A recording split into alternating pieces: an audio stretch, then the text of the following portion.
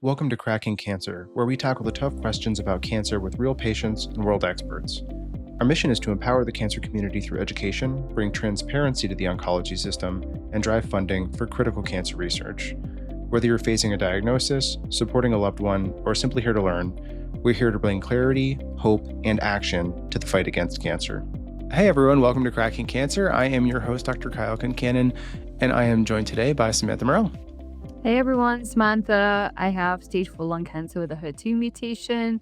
A patient advocate, happy to be here. And an important topic to cover that I feel like Dr. Kyle has kept very secretive up to this point.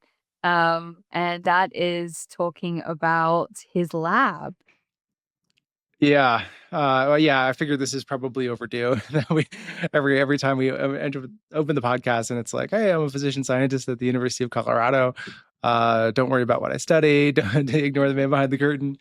But yeah, I figured I agree. It's probably time we start talking about a little bit of what we do. A big goal of the podcast is to, acknowledge transparency within the research field and the shortcomings, the challenges, how we choose what we choose to study, what we're doing. And be a little more open about that because I think it's a big black box. It's always been frustrating to me before I was in it that it was a big black box. So hopefully we can bring some transparency in. It'll start with what we're doing, which is definitely a little bit vulnerable to talk about as a new scientist because your stuff's all new. You don't know if it's going to work. You're not, fully integrated into the community and vetted yet. So excited to see how the conversation goes. But yeah, Samantha, I'll let you start with your barrage of questions. And luckily, we're doing this remotely, so your rotten tomatoes won't reach me. But the reviewers for my grants have done far worse. Well, let's get to basics first. I mean, I think we've kind of touched on this maybe a little bit in other podcasts, but talking about, you moved to Colorado and you set up a lab. What does that even entail? And I think you and I have discussed it a little bit before. From my perspective, I see it as a bunch of mice running around, and you injecting them with weird and wonderful things and seeing what sticks. But I'm sure it's far more complicated than that. So would love to learn, what it takes to set up a lab and what it looks like.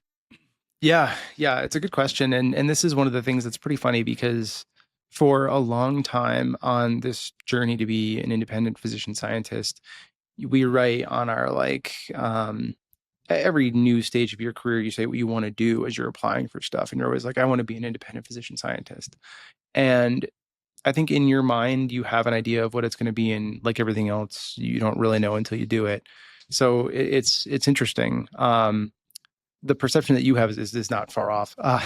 But it's, in the beginning, the way this kind of works is you're hired at an institution and that institution usually provides things like a startup fund, laboratory space, the basic things that you're going to need to be, minimally successful that, you can get on your feet and going, at least for someone who's fairly new.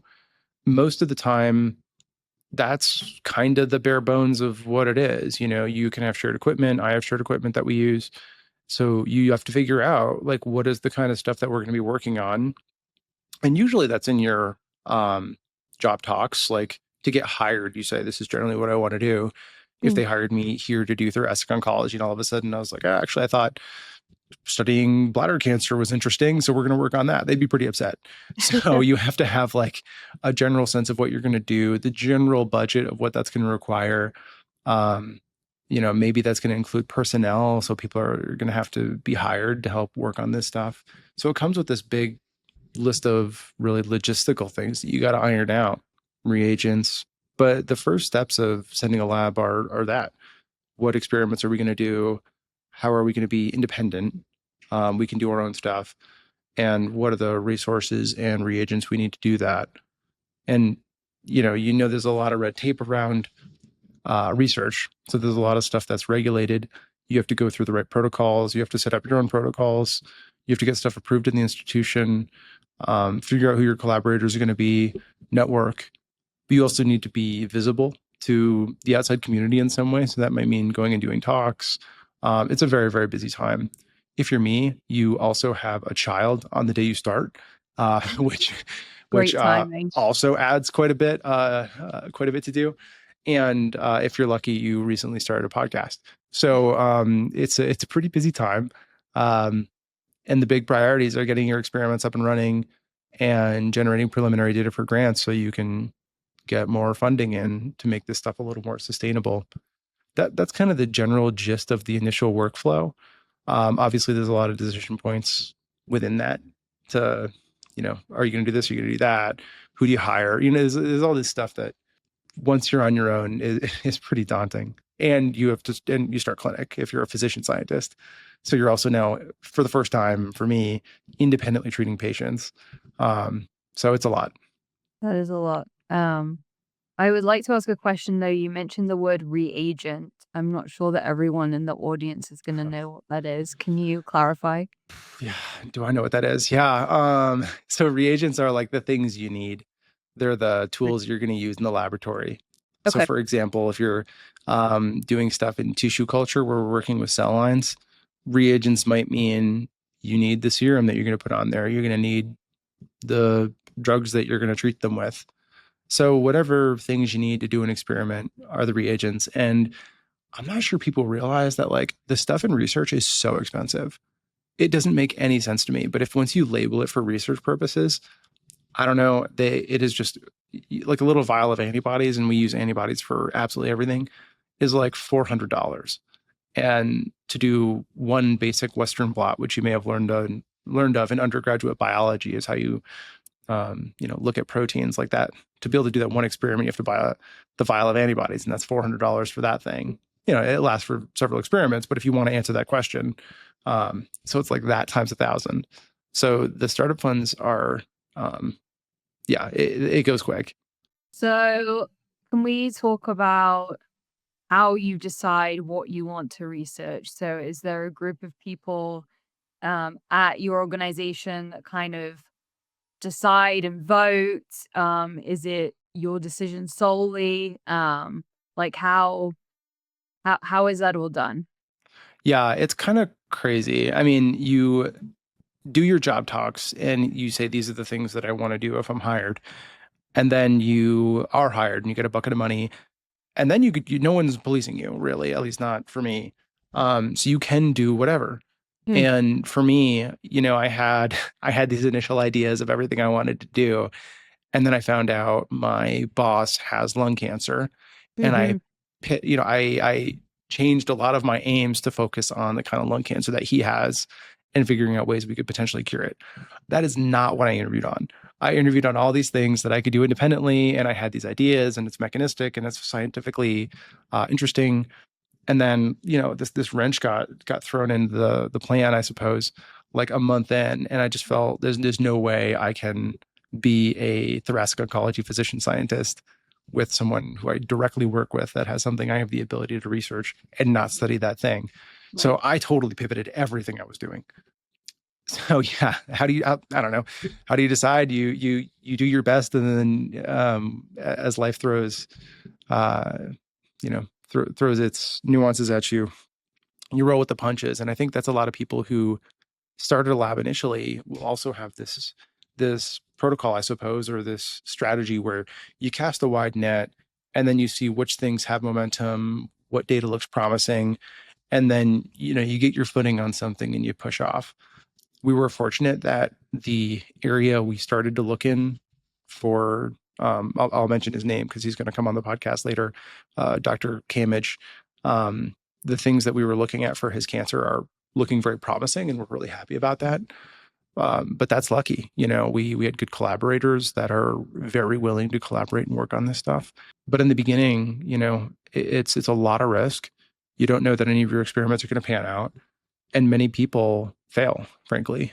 So it's scary. Yeah, it's scary. You have to follow the science that's working, um, and take your best shot and just keep pushing forward.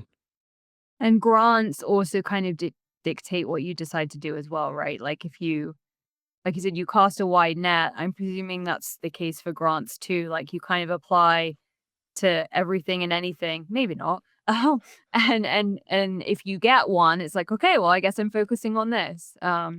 Is Yeah. that how it kind of works in the grant space too? Oh, totally true. I mean, especially in the beginning when you have some safety net for funding, but it's not indefinite. And you use the grants kind of for twofold. One, you cast that wide net because you just need funding. And to get some traction in your lab, you can work on things that are not the most interesting to you or the most promising if it builds the lab's momentum, and then you can get there. So just getting the grants is important. But then it does tend to kind of curtail your lab potentially in a particular direction. And that may not necessarily be where you initially saw it going. For me, I got lucky in that it was where I wanted to head, Hmm. the areas that started hitting. But also, the grants are a signal back to the researcher to say maybe this idea is a little bit better than that idea, at least according to your peers or the people who are reviewing the grants. Um, I've submitted grants on many different topics, and the ones that hit, um, those are the ones that I think, even generally from peers, were the ones that they thought was the most interesting. So, in some way, it's a feedback loop, a feedback cycle to say what the community wants to see more of, the scientific community. And hopefully that overlaps with what's most clinically actionable. It's not always the case. But as a new PI or principal investigator starting out, you don't really have the privilege of choice of like, I can work on whatever I want, whenever I want. You do have to follow the needs of the people who are awarding the grants. So, yeah, you cast a wide net, you see what sticks. A lot of it is, yeah, it's just throwing stuff at the wall, and then whatever sticks is what you work on, and you make the best of those opportunities, you deliver on it, and continue to try to inspire hope in whatever way you can. But I think you have to deliver on whatever opportunities you get, because the I mean, most grants have a funding line of like 5 to 10%. So we're looking at single digit percentage of people that actually get a grant awarded. So it's way more competitive than I think people appreciate to get grant funding. So you have to apply to a ton of them, and you don't want to upset the people who are giving you this money. Like you do want to deliver on that. So whatever you submit, be prepared to do it. So do you kind of bring in additional staff when you get these grants, or do you have a standard team that you kind of keep through the whole time, regardless of how many grants you win? Generally, the way it kind of works is you start with the staff that's part of your startup. So I have staff personnel, and they're covered through the startup for a couple of years. But Okay. there's not an expectation that the institution is going to keep them hired indefinitely. Gotcha. So you don't want to ramp up too fast because you're going to eat through your money faster than you can, even if the stuff you're working on is really promising. And that's where external donations can be really helpful to move things along faster. Right now we have promising stuff that could be implemented in the clinic much faster if we had more staff, but we can't. It's very risky to burn through your startup on that in case you don't get the additional grants in time. And I think it's I imagine it's every new investigator's worst nightmare to lay someone off because you didn't time your grants well enough. So that's you don't want to grow too fast too quickly. I mean, it's exactly the same as a startup, I imagine, where you get your initial seed money from venture capital or whatever, and then you don't want to grow too quickly because you can, outspend what you have and then go bust. And labs do that. It's not an assumption that your institution or anyone else is going to bail you out. They really may not. So you're that's what being independent means. So yeah, that's the initial thing is once you get more grants or once you get more funding, it can be through philanthropic donation too. Then you can start to grow once you've kind of developed a little bit of a safety kind of a safety net. So, these particular staff that you talk about, are they specifically experts in thoracic oncology too, or are they experts in other things, or like who are these individuals? The primary person I have is a lead scientist who was hired because of their experience in immunology, and cancer. So a lot of the projects we're working on now are working on cellular therapies. And I wanted to include someone who has a complementary skill set to mine. I'm really good with lung cancer stuff, but I'm not as good with the immune stuff as she is. Mm, okay. So I pulled her in, and she's also a very good mouse modeler, Mm, and a lot. I'm very strong in cell line work. So I found someone who complemented me, at least my knowledge base, really well, and that way we can design experiments really well together. Um, and then beyond that, you get to technicians or people who are, I'll say, less experienced than a senior scientist who's done, many, many years of research work and is really skilled in most techniques. And then people are doing kind of individual tasks at that point. But I think the one thing I was taught when I was training was it's really, really important to get that first hire right, because that person is not only going to set the lab culture, but they're also the one that's going to be independently spearheading projects. And you want someone that doesn't do everything you say blindly. They question and they push, and they're working to get the right answer, not to get through the day. And finding someone else who has the same fire in the belly, so to speak, or who appreciates the urgency of what we do. That hmm this is not an academic curiosity. This is people's lives that are on the Yep. line, and you need to fight time. Yep. So it's hard to find people who are well enough informed about the research we do to feel that urgency. And I was very lucky in the beginning to find someone who's been outstanding. And our research has just really kicked off well, a That's lot better awesome. than I could have hoped. And you've seen some of the data that we've generated. So it's been so far, fingers crossed, things have kicked off very, very well. So we're thrilled. We're thrilled. And it's a scary time to start a new laboratory because there's just so much risk. But hmm um, yeah, I mean, I couldn't have asked for a better initial group of folks to work with, a better community that's supportive, and then getting traction with collaborators, and things are going really well. That's awesome. So let's talk about the different phases of research. So you talked a little bit about cell lines, and then you talked about mice models, and then obviously at some point it's experimented on in humans. Uh, can you talk a little bit about those different phases and like how long those phases usually take? And I know in your lab you're trying to speed everything up. To ensure that it gets to patients quicker or would like to get it to patients quicker, is the ideal goal, but, just talking about that I think would be really helpful for people. Yeah, and it really depends on where you start. Like when does what does phase one mean? So, and I'm not talking about trials here. I'm talking about preclinical development stuff that's not even in the clinics yet. But I'll say, I mean, I'll give you the example that we had. So we had um, a bunch of different lung tumor lines that are driven by different things, and we have a collaborator that had a cellular therapy. This is an immune cell that was reprogrammed to attack cancer, that worked really, really well against everything we put it on, really. So we had a really promising cellular therapy. And I'll consider that the beginning. We had this asset that we think is going to be really good. And then you want to say, okay, well, what's the extent to which it's good? And this could be a drug, it could be a cellular therapy like we're using. But what are the limitations and boundaries of where it might be effective? So I think there's two ways to approach that. You can say, let's cast a wide net in the beginning and see all the areas it might be useful.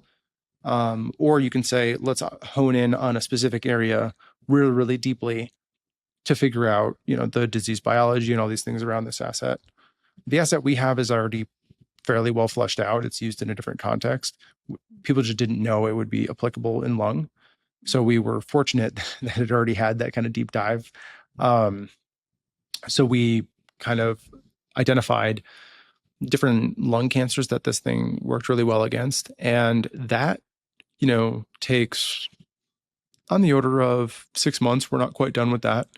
Um, and that's just in the petri dish. That's cell lines.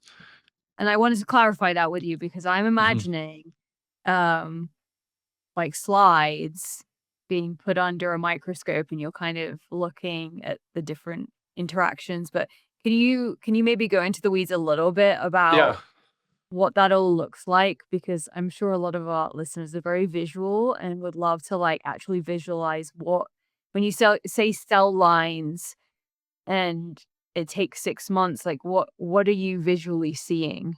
Yeah. So what we do is I'm going to give you an example. So we take and this is the example that's apt because it's exactly what we did. We take a HER2 driven cell line. And for those who are listening and don't know, Samantha, you have HER2 driven lung cancer. You have a mutation in HER2. And since I care about you and this cellular therapy also works for, I think, our boss, we use this cellular therapy to say, does it eradicate HER2 driven cancer? And what we do is we take a cell line, and these are cancer cells that if you put them in a petri dish, they'll bind to the bottom of the petri dish and then they'll divide, but they'll stay bound. They attach to the bottom.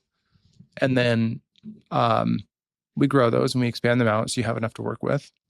And then you'll use a solution to remove them from the plate. And then you could put them in tiny little wells just so you can do a bunch of different conditions at once. So one example is a 96 well plate, which has 8 rows and 12 columns, which if math serves is 98. So, and then, you fill that up with cancer cells.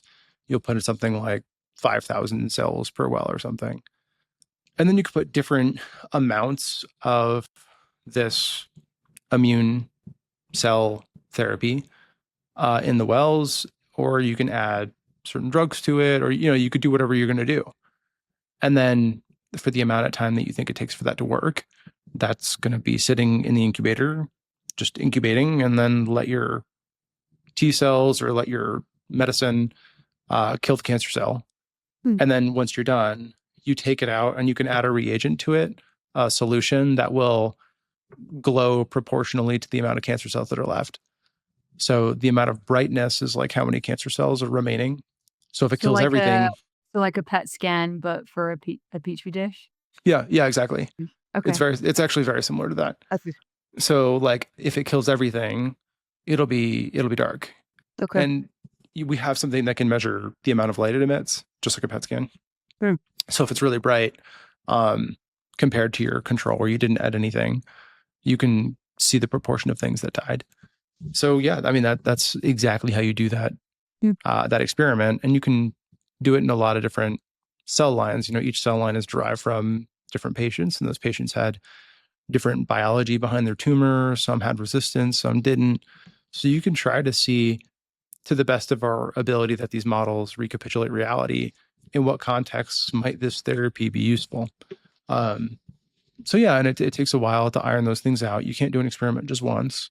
You have to Mhm. do it multiple times. You want to ensure that, especially if you see data that's promising, you want to look at it a few angles. Different durations of time, different doses. Like make sure what you're seeing is really true. It's funny, when you're first trying to get established, you really want good data out there. So people, so it looks promising and everything. And once you're established, you're like, I'm really hesitant to put good data out there because like I really, really, really want to make sure it's absolutely true, bulletproof. Because because that's the stuff you're going to act on. Mhm. And like, in the beginning, it may take $50,000 to do these experiments. But then if it works and you're like, okay, we're committed to this, then it's going to take another 500,000, Right. so, and if you're wrong and you go the wrong way, that can tank your lab. Like that can be the thing that if you go the wrong way entirely, that could bankrupt you. Same as a startup, if you see a good signal that this is the thing consumers want and you go all in on it and then you're wrong, like, oh, that's it. So do people donate their tissue? You lightly touched on this. Do they donate their tissue to do experiments on, or are you buying this stuff? Is it expensive? I know you briefly touched on before that you had to purchase some other things. So I'm just curious on Yeah. where you So on. cell lines are, um, they're groups of cancer cells that were derived from a human biopsy at some point. And I say human because sometimes we do have cell lines from other species like mice. So most of the ones I work with usually are human. Um, but yeah, you get a vial of these cells that you do purchase. There are third parties, there are other laboratories that will usually charge you some fee, a couple $100 per cell line, and they'll mail them to you. And then they have certain properties that you knew of ahead of time, like they characterized them really well. So I know, one cell line, for example, I know exactly which HER2 mutation it has. Other ones I know are HER2 amplified and HER2 dependent. So like I know these things because the people that I bought the cell lines from had already characterized them, and that's really useful. That's a really good way to work together, and I don't mind spending some money to do that. Like that's really really worth it for me, and I think everybody wins. But yeah, so most of the time it's purchased. People also do donate in that way where you can go there, you can get a biopsy, and we can try to generate a cell line out of it. This is something that actually the University of Colorado does really well, is we can take a biopsy and we can make mouse models from it where we inject it in the side of a mouse and it's grown in the mouse. And that's probably a little more accurate to what happens in the human because it's not growing in plastic, it's growing in a biologic context. Um, so yeah, people come here all the time to have cell lines made actually.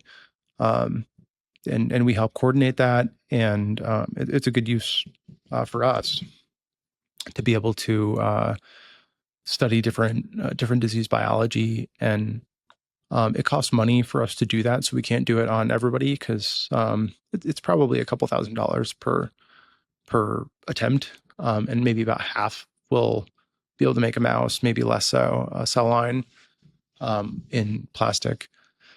So we can't do that on everybody, but for the right context, if it's a question that needs to be answered, we're really happy to do that. We're really eager to do that. And if we had more money, yeah, we would do it on everybody. But yeah, and so that's kind of the first step is really what happens in the petri dish, and then we go on to safety and mouse models and stuff like that. Yeah, so let's jump into that mouse model thing. What's that all about? Yeah, that can eat up a lot of the cost of a new lab. Mice are, I mean, they're not like crazy expensive, but on a good mouse experiment, you could be looking at 25 to $100,000. Yeah, depending on how thorough you want to be and how much you want to do. And that can be the immunocompromised mice, which are not that expensive. These are mice that don't have immune systems like at all. Mm. So if you have a mouse that has a full immune system and you inject cancer into the flank, which is like just the side here where it grows, a lot of times the immune system will acknowledge it's not native, it's not from the mouse, and it'll kill it. We have fancy models that can work with mouse tumors. Like you can inject a mouse tumor in a mouse flank, the side of a mouse, but it's hard to do a human tumor in the side of a mouse. So yeah, even not using the fancy models, it can be, tens to more hundreds to, tens of thousands of dollars. And that's when you're looking at, does this therapy work in a biologic context and is it toxic? I think usually if a therapy works in the cell line, it's probably going to work in the mouse, Mm. but that doesn't mean the mouse can tolerate the therapy. Right. So a lot of times, particularly with the stuff we're doing with cellular therapies, it's really important to make sure your cellular therapy doesn't attack normal tissue. So you may have to do fancy mouse models to make sure the thing it binds to is present. But yeah, those things cost a lot of money. And ideally, you have more than one replicate for things, right? So you're looking at a lot of mice. So how do you kind of, I guess, I don't know what the right word is, but like track the mouse's progress? Like it is being, I mean, obviously you can look at the mouse and see if it's not very well or not, but like you can't ask it questions. You can't, it won't respond, but you can, Um, so like, I mean, do you scan it? Do you put it through a CT machine? Um, sometimes you do. oh, really? Yeah, Wow. Okay. yeah, you can. You Okay. can do MRIs, you can do CAT scans, you can do PET scans. Wow. Okay. Um, yeah, because we still call them CAT scans despite them being mice, but Yeah. we don't call them mouse scans. But a lot of times, at least for the types of research I do, we'll do it in the mouse flank, which is in the side right under the skin. And Okay. we can measure that with calipers. So I'm a fan of that because calipers are much cheaper than CAT scans. So So you're saying that the tumor will protrude out so you can mhm, kind of measure it? Okay. yeah, you can see it. They're walking around Okay. with tumors on their backs. Oh, And wow. Okay. yeah, and you can measure it using the calipers in a couple dimensions and then Okay. take an estimate of its volume. And Okay. that gives you a pretty good sense of what it's doing. I mean, there are differences. Like we work in lung cancer, and you can make tumors in a mouse lung. They're harder to measure. You do have to do some sort of scanning.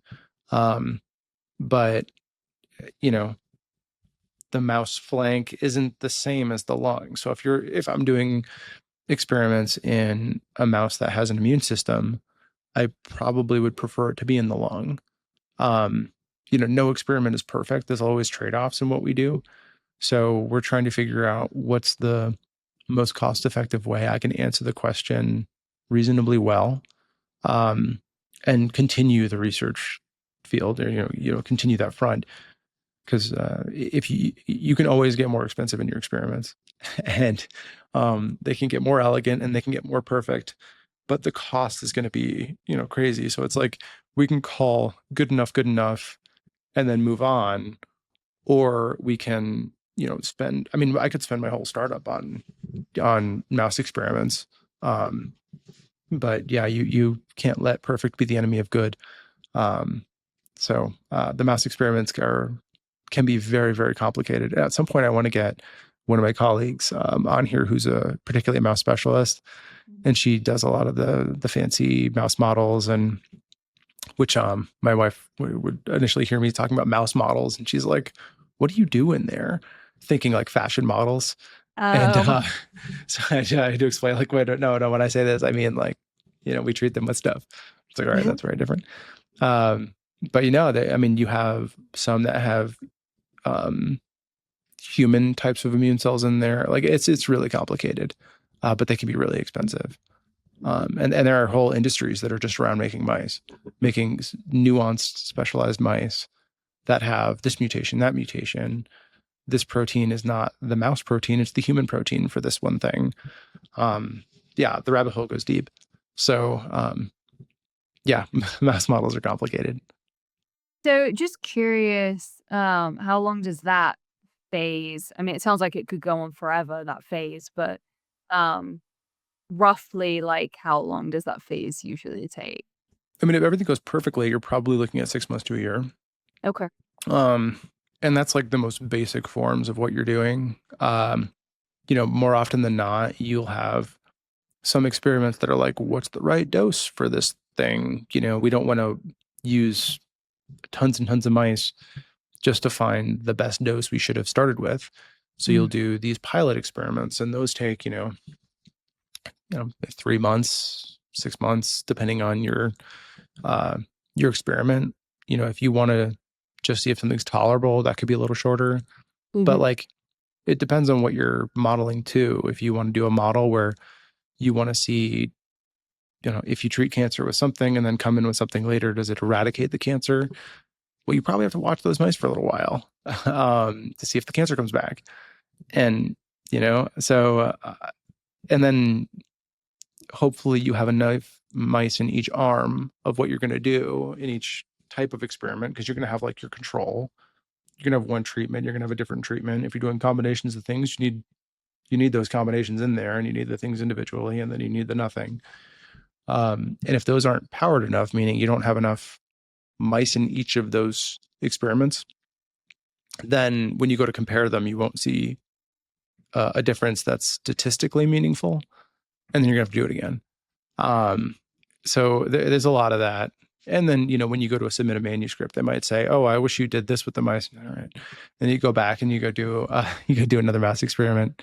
you make a good point, though, in that, something might work for 6 months to a year for that mouse, but then it might come back, um, just like resistance forms in humans, right? Yeah, and we can And model that. if you don't have mice for 5 years, you're not gonna know if the drug necessarily works for 5 years. Right, and most people don't have mice for 5 years because they don't live that long. So, no, I mean, but what a lot of people will do, I guess, in that context, is you could give a drug, and maybe you won't. A lot of times, we can cure mice. Mm, So when people read different studies online and they see about something curing tumors in a mouse, that's like not that hard to do. A lot of the therapies that are publicly out there and standard of care, you can get to cure a mouse. So you might have to give a slightly less dose to make sure you don't cure the mouse. And then your control stuff will grow out eventually. And mm, then the thing you were evaluating, maybe those don't grow out, those are cured. And that'll interesting. just show you that your therapy is effective in that setting. Um, I wouldn't conclude if it cured a mouse that it has the ability to cure a human. You need to Mm, go into human trials. People do make that conclusion, and it's terrible. yep. One of the things that hurts me the most is when I see people getting this false hope.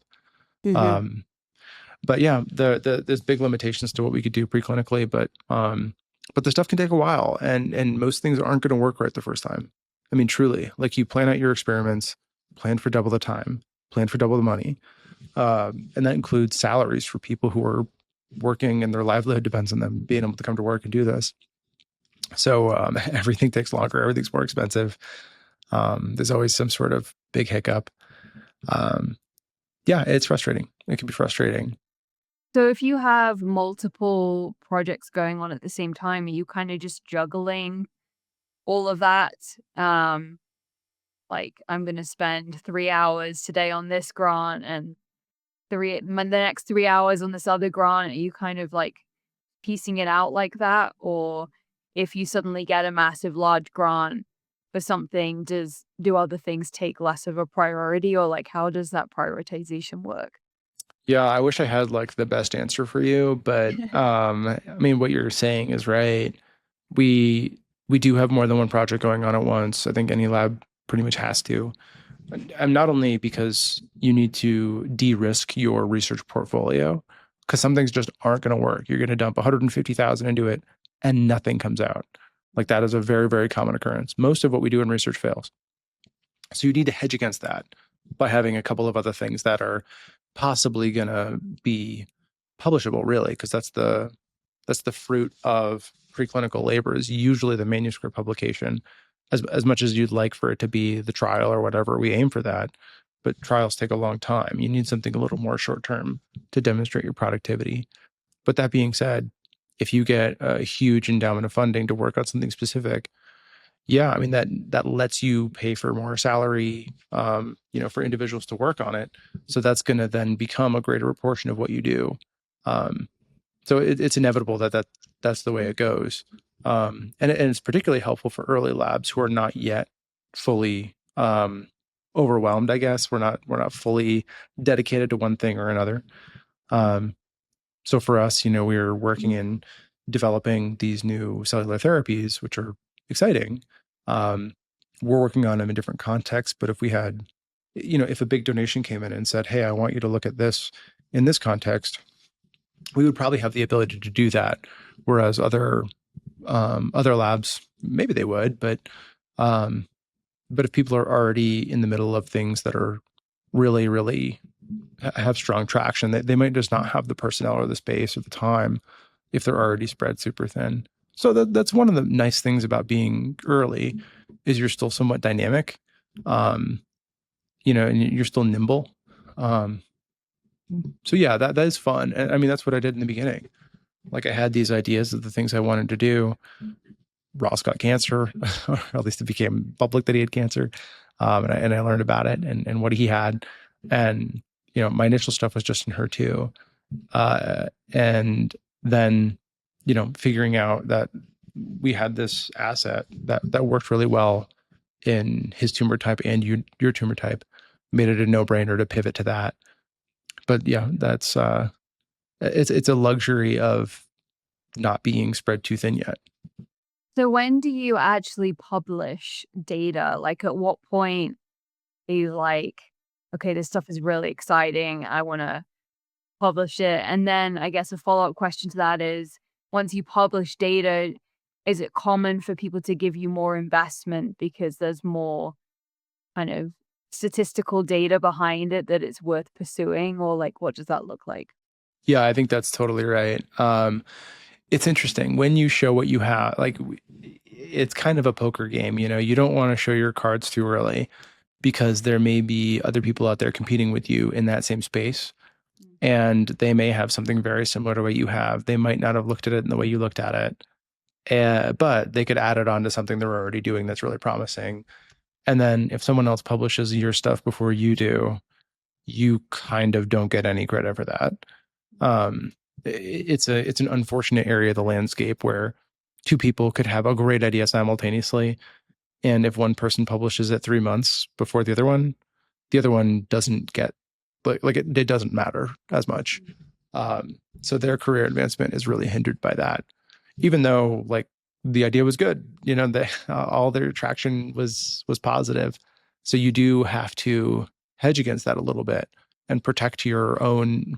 I guess I'll call it intellectual property, although I don't mean it in the legal sense.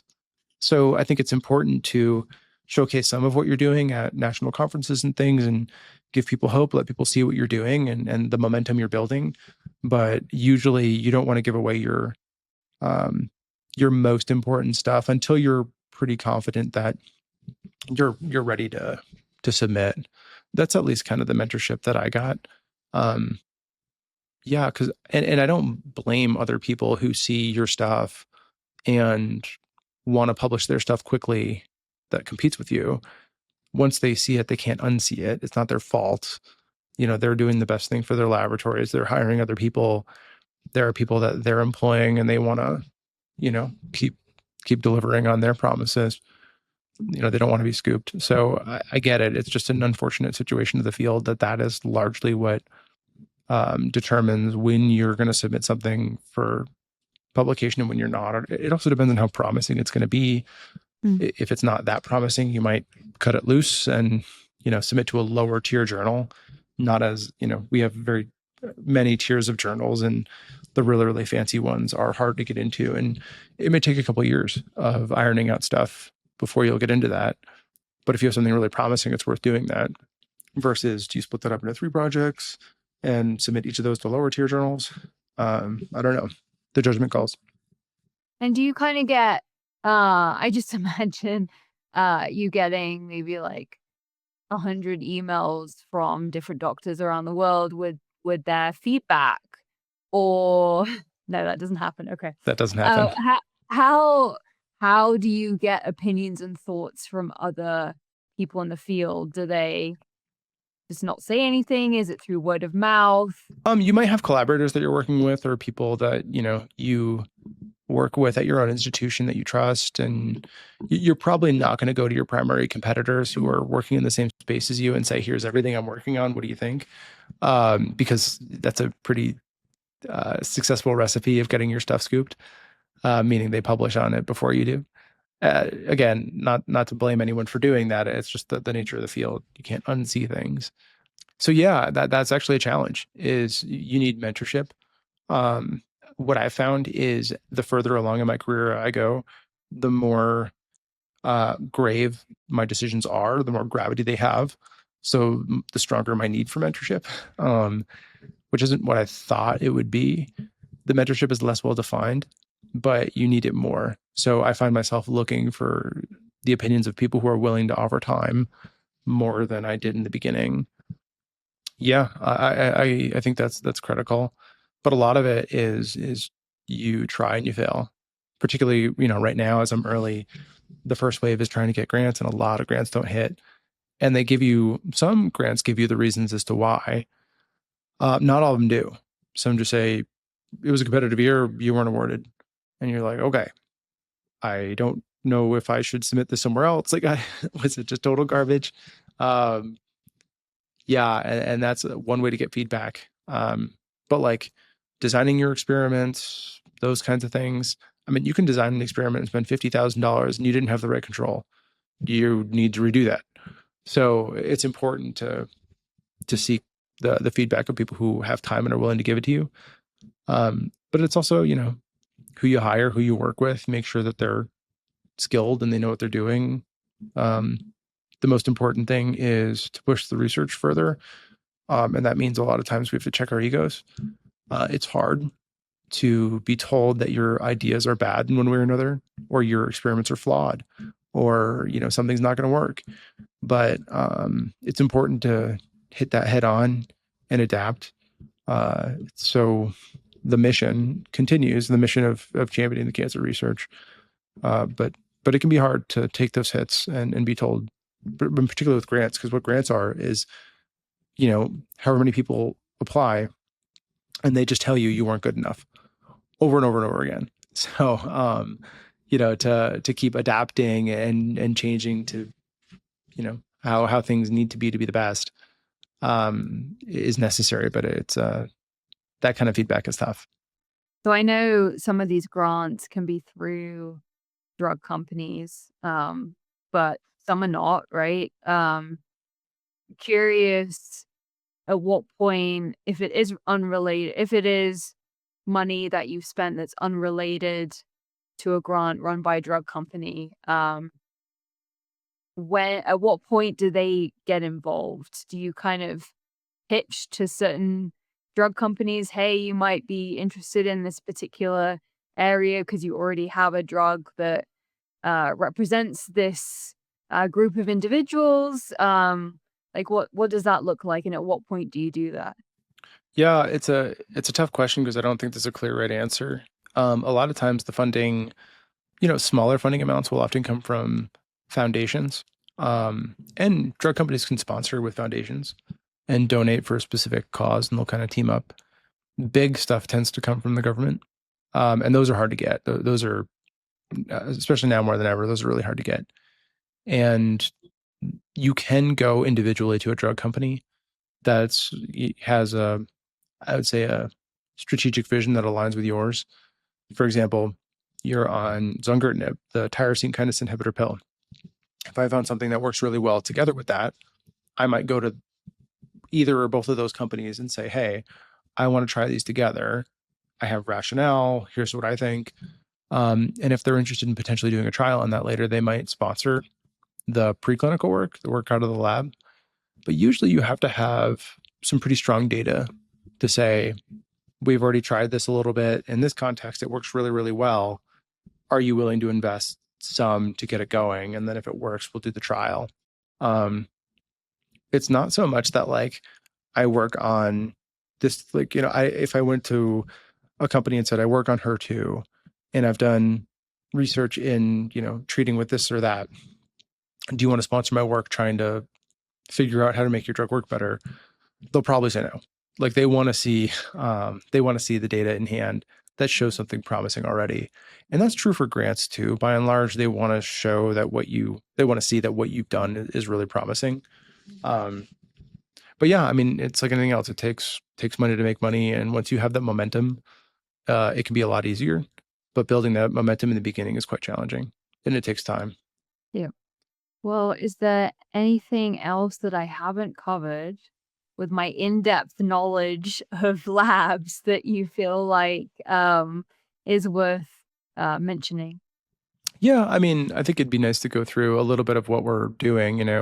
I mentioned the cellular therapies work where we're working a lot with CAR T cells, and what those are immune cells that we take out of the body and we reprogram them to attack cancer. And we were really fortunate that we had collaborators here that already had these in hand, and they worked really well against the tumor, that we tried them against, including your tumor, Samantha, the HER2-driven tumor, or the types of tumors that you have, and the EGFR-driven tumors that my boss Ross has. So we're pushing that really hard, and the idea is to, create these immunotherapies, these cellular therapies, in a way that they can hopefully provide cures. And in the beginning, when I was starting off the lab, you have the stuff that's a little bit easier to accomplish, which is iterative changes. If this worked out really well, we could increase the progression-free survival of someone or how long they would live on the drug by a couple of months. And that's not nothing. You take those when you get them, absolutely, because getting that is hard. But we had an opportunity to work with collaborators and throw some haymakers and say, we're working on things that are going to cure. So these are cellular therapies that are enhanced beyond what usual CAR T cells are. Um, so they can attack tumors in a couple of different ways. And we think that may have the ability to eradicate uh, tumors at residual disease or tumors that are adapting to therapy. And right now we're building models and we're building a translational pipeline really to work on just that. So not only are we developing these things in the lab that we're really hopeful have the ability to totally eradicate uh, residual cancer, even in patients who are metastatic, have metastatic cancers. But we're working with our surgical oncology colleagues. We're working with, the lab folks. Everyone's working together to try to figure out how do we create a pipeline where we can treat someone, we can react to what their tumor is doing, and then give one of these cellular therapies that can go in and clear all the residual disease. I think that's where we need to be going to finally start to cure people of metastatic cancers, which is a really bold claim, and I don't know that it's going to be successful. But from what I've seen, it's promising enough to push it and then take that risk. You never know until it goes into people how well it's going to work. But the modeling that we've seen has been really, really good. So I think these things are as promising as anything I've seen, which is why I pivoted what I was going to do to work on these. um, I had all these ideas and I wrote out all these grants, and then encountered this collaborator that was very generous to collaborate very strongly with me, and we're kind of knocking it out of the park with these cellular therapies that are working better than ones I've used in the past personally. Not that my experience was huge, but I have worked with CAR T cells. So some people listening, if they have some level of knowledge, notoriously will know that any type of immunotherapy tends to not work very well with people who have mutations. Sometimes it does. I've seen people get a couple years sometimes with people with mutations. But I think the general consensus is that most people don't get the best responses. What, if you can go into it, what uh what differentiates the CAR T therapy, maybe more broadly, than just a um, immunotherapy that one might have when you have lung cancer So right now? immunotherapies in general, we're talking about antibodies that we infuse in, and they essentially rev up the immune system to attack what's foreign. I think that's a reasonable way to phrase it.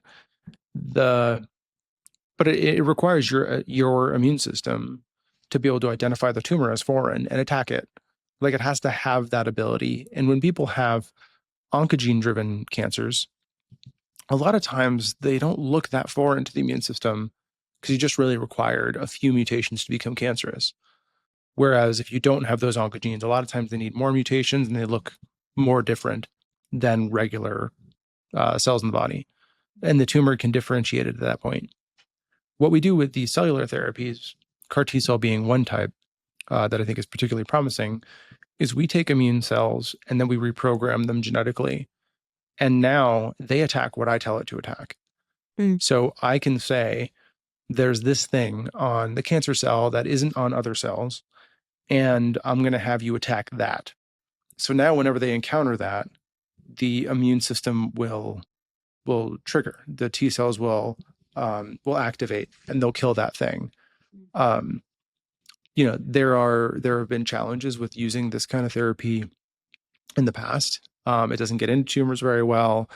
The thing you tell it to attack can become downregulated in the tumor, and the tumor can lose that thing. So the CAR T cells that you just made may not recognize it anymore. And the collaborators that we work with have found some really interesting ways to overcome those things, which is why we were very excited to see these cellular therapies. I'm being intentionally vague because I don't want to give away what they're working on. Um, but no, it was, there are really promising advancements in the field and that I think do have potentially the ability to figure out, or we can figure out how tumors are adapting to therapy, and we can infuse these things that are going to go in and when they bind to the tumor, trigger and eradicate it even uh, even if those resistance mechanisms, I'll say, happen, even if the thing you told it to program to attack and initially goes away, we have ways to, to overcome that even, and better ways to get into the tumor itself to enrich it for your CAR T cells. Um, potentially ways to make them less exhausted. CAR T cells can become tired and they won't attack anymore. So there I've are heard ways. that about immunotherapy too. So there are They can things get we can do to overcome that, and those are the things we're working on right now. And I was just really fortunate to come in here, and my experience with the cancer biology for lung cancer was really strong. And and this is how hopefully breakthroughs happen is people work together, and no one's elbowing each other for credit. We're just working together to try to get the best thing out there in the best context. You need to have the right therapy at the right dose at the right time. So we're figuring out. We have a really good therapy, but how do we deploy it at the right time for patients? And what extra things do we really need in the laboratory to demonstrate that this is a really promising therapy? I think we're pretty close. I think we're, I'm meeting with our cellular therapy folks here at the University of Colorado who run these trials, and we're figuring out what else do we need to get this into the clinic. And I think we're closer than I may feel right now. Um, but if money, if the funding came through for the trial, we could possibly have a trial up in 1 to 2 years, which is pretty remarkable. But we'll see. But yeah, it's a long-winded way of answering your question of what's the difference between CAR T cells and immunotherapy. Yeah, but I mean, those are the big things we're doing. And I think it's an exciting time for us. It's a challenging time for any new researcher. One of the nice things about the Cracking Cancer platform is we're hoping to showcase more of this. And now that we've got our feet on the ground a little bit with starting the lab, we should be able to start doing a little bit more of showcasing on the platform what we do. And then if people find that useful, or if they find the research promising, they can donate. So we're working on getting, this episode will have a link to donate. So if individuals want to donate to Cracking Cancer, and that'll support the podcast, but also this research that we're doing that, will hopefully at some point have curative potential in metastatic disease. And once, more is out there about what we're doing, we'll be a little less vague and, have the freedom to speak about our research a little more broadly, other than just say, hey, we have something really good. I need you to trust me. Which historically has not gone well for researchers. That has not been a winning strategy. Well, thank you for explaining it, digging really deep into what a lab looks like, what it entails, and I learned a lot from this discussion, so I appreciate it. Well, and before we cut loose, let me put back to you, what are the things when you're hearing about a new researcher, or you've heard my path, what are the things you look for in a new researcher that gives you hope? What do you want to see? Someone that is extremely motivated, um, and wanting to make change now. And I know you said like these things take time. um, and it could still be 1 to 2 years from now, but um seeing someone who's very motivated and passionate and wanting to speed up this process in something that they believe in, I think gives people like myself a lot of hope, um, and encouragement that there are people, um, that are not just patients that are fighting for us. I hate that word fighting, so I wish there was a better term I could come up with right now, but I'm not coming up with one. Um, but I guess advocating for us and trying to push the field forward means the world, and gives us a lot of encouragement to continue to push forward and try and live as long as possible so these potential other avenues could extend our lives. Yeah. No, I think that's well said. And it's such a challenge as a researcher to say in what elements do we need to dig deeper and better understand tumor biology, and in what elements do we need to maximize the effectiveness of what we have in hand. And it's an impossible balance, and I think the reality is in different elements you need to do both. But at least for our lab, the first step is going to be maximizing what we have in hand and iterating on the assets to make them better. But we haven't really tried this stuff in, I think, the best contexts. So that's what we're pushing for now. And yeah, we're pushing hard. It's exciting, it's fun, it's scary, but we're focused, and I think we're anchored in people like you, people like Ross, the people who we know need it, and this isn't a theoretical need. Like, people need it, and this is, I wouldn't be working on it if I didn't believe in it. So yeah, so thank you for Samantha for being that for me. The anchor point, or the touchstone to what reality is, and that this isn't a theoretical contest here. It's not getting points, it's not getting manuscripts. It's pushing something in the clinic that can help people, and we need to be accountable as researchers. We need to be able to tell the people that we're working for that we're doing our best and mean it. And I think, I think right now I can say that because I'm putting in the hours. But yeah, I think that it's helpful for us. It's really important that we work on all this together. I've spoken with you about that. I've certainly spoken with Ross about that. Other patient advocacy groups. None of us can do this alone. So as inspiring, or I should say hope-inducing as some of the stuff we do is, we can't do it without you all. And I've mentioned this to other patient advocates too. It's like, this is hard. You get kicked a lot when you're doing the research stuff. So having the person there that gives some positive feedback to what you're doing, and and feels hope from it, helps a lot to keep that momentum going. Because we're gonna keep getting up no matter how many times we get kicked. But whether you get up with a smile or not may be influenced by the company.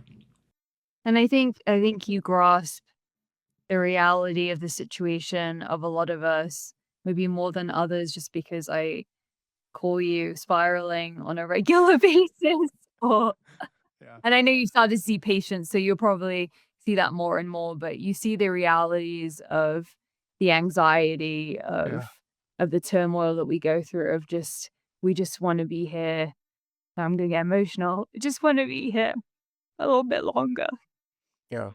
And you doing this stuff means so much. And it's the fact that this project isn't just looking at potentially extending life, it's potentially curative.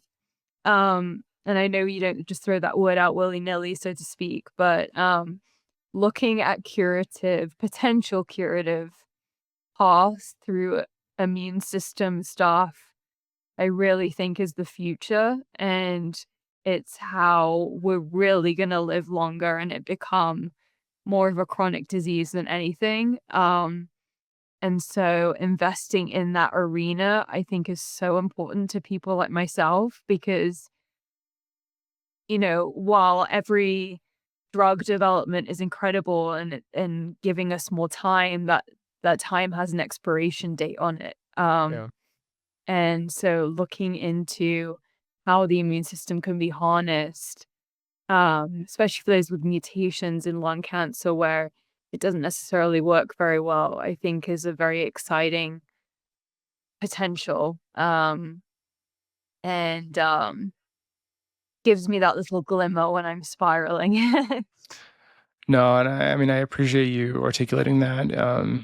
It's scary. All this is scary. But no, I think it's promising research we're doing. You don't want to toot your own horn too much, but I'm in a fortunate position where the asset I'm working on isn't one I developed. I just took something someone else did really well and found out it works really well here.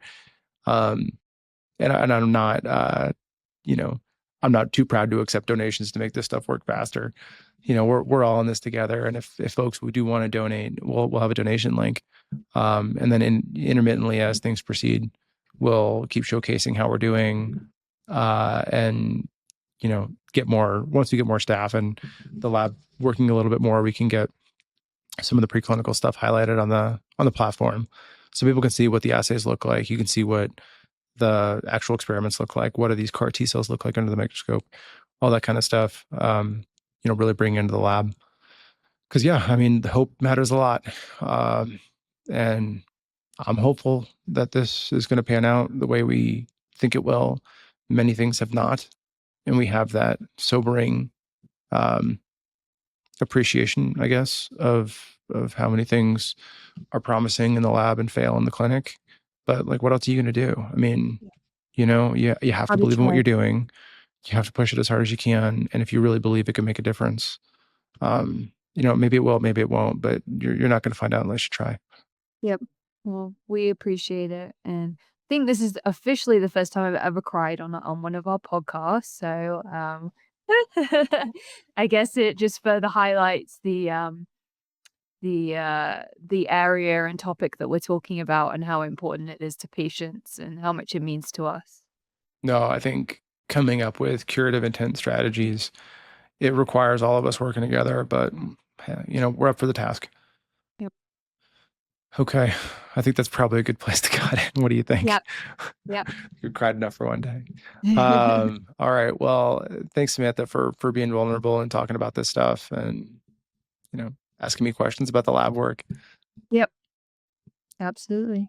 All right. And thanks everyone for listening. Again, this is Cracking Cancer, and you can go to crackingcancer.org to learn more, but there's also a donation link there. So if this is the kind of work that you want to see champion further, reach out to us or consider making a donation, and that can help push these kinds of therapies into development and hopefully into patients. All right. Thanks, everybody. Thank you. Thank you for joining us on this episode of Cracking Cancer. If you found this helpful, please like, subscribe, leave us a review, and visit crackingcancer.org for more information.